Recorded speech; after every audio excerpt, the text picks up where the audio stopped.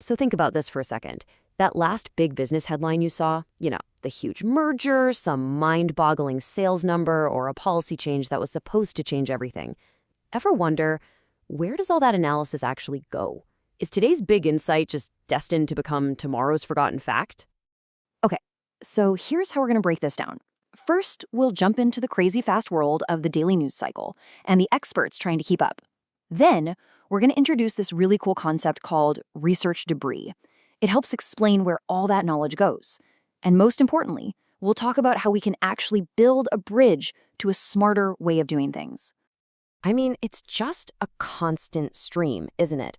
The world of business feels like a fire hose of information. It's not just that it moves fast. It's this relentless cycle of new data, new deals, and new problems that are all demanding our attention every single day. One day, you wake up to a headline that literally redraws the map of American commerce. You've got these two railroad giants, Norfolk Southern and Union Pacific, talking about a merger to create the very first coast-to-coast railroad. I mean, the implications of that are just massive. And then boom, the very next day, you're hit with the numbers so big, it's almost hard to get your head around. TikTok Shop's quarterly sales hitting $19 billion. That puts it right up there with a monster like eBay. It's a huge shift in e-commerce, and it's happening like in the blink of an eye. And, of course, you've always got the ever-present drumbeat of the Federal Reserve in the background. Every single word they say gets put under a microscope because their moves could affect everything from your mortgage to the health of the entire job market. It's just a constant source of debate and, let's be honest, a lot of uncertainty. So, with all this information just bombarding us constantly, how are we supposed to make any sense of it? Well, that's where the interpreters come in. The analysts, the economists, the market experts whose entire job is to cut through all that noise and try to find the signal. So on one side, you have the real bulls, guys like Dan Ives. He looks at the AI boom and he doesn't see a bubble. He sees a party that's just getting warmed up, with a long night of growth still to come. It's this vision of pure, straight-up opportunity. But then you have more measured voices, like Mohammed El-Arian. He's basically saying, yeah, there are going to be problems. He calls them cockroaches. But he's arguing they won't threaten the basic foundation of the financial system. It's a word of caution, telling everyone not to panic. And you can see these experts are totally laser-focused on the here and now. They're dissecting this case-shaped economy where some folks are doing great while others are falling behind. They're constantly debating if AI is a real boom or just a bubble waiting to pop. And through it all, corporate profits are their North Star. But what if this constant focus on what's happening right now is creating a kind of hidden problem, a deeper issue with how we create and use knowledge over the long haul? This leads to a really, really important question. What happens to all this expert analysis in the end? Is our obsession with the short term making us miss the bigger picture? Or even worse, are we just creating a mountain of knowledge that's basically designed to become obsolete from day one? Well, it turns out academics have this fascinating term for the problem, research debris. And it's a perfect metaphor, isn't it? It's all this valuable, rigorous research that just ends up like old space junk. It's floating around out there, but it's not having any real impact down here on Earth.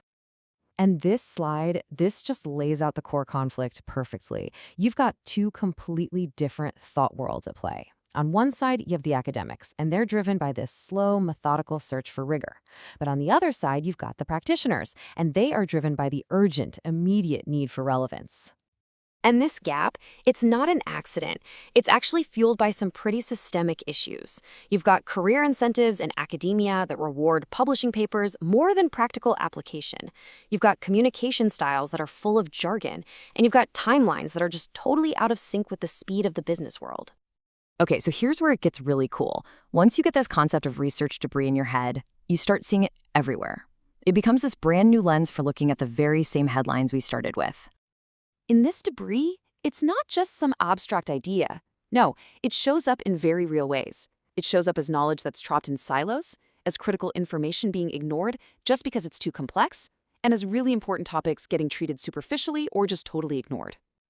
And this table is a brilliant way to see how we can actually use this idea as a tool. Think about it. Is our obsession with AI's stock prices, what you might call a technocentric view, causing us to completely neglect the deeper social and ethical questions? When we talk about a K-shaped economy, are we really capturing the lived experience of people on that bottom leg of the K? So, all of this brings us to the most important part, right? If we can see the problem, how the heck do we fix it? How do we stop creating all this intellectual debris and actually start building bridges between these two very different worlds of knowledge?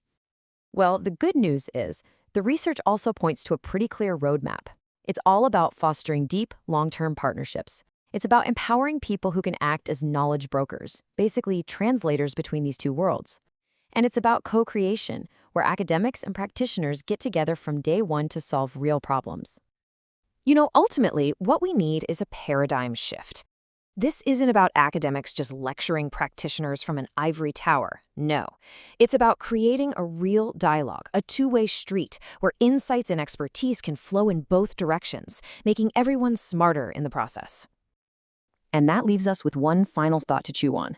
As we all consume news and analysis every single day, maybe we should start asking ourselves, what's the real life cycle of this knowledge? And what part can each of us play in making sure that today's most urgent insights don't just fade away, but actually build into a foundation of wisdom that lasts?